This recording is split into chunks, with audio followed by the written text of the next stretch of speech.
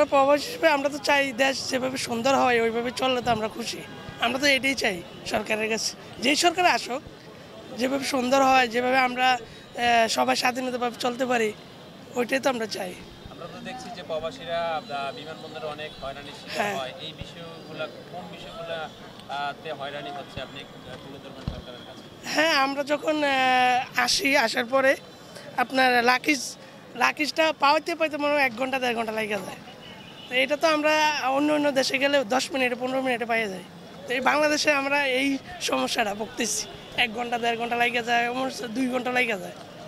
তো এটাই সমস্যা আর কি। এটা সরকারের কাছে চাই আমরা যাতে তাড়াতাড়ি মানে সব কিছু তাড়াতাড়ি করে আসতে পারি আর কি। এই তো আমরা রেমিটেন্স যোদ্ধা, আমরা দেখি যে যারা দুর্নীতিবাজ, যারা পয়সা দুর্নীতি করে, তারা বিএপি মর্যাদা পায়। আপনারা প্রবাসীরা রেমিটেন্স যোদ্ধারা বিএপি মর্যাদা পাবেন না কেন? অবশ্যই আমরা তো চাই এটা পাওয়ার জন্য। সরকার যদি আমাদের প্রতি করে তো আমরা তো চাই। দরকার।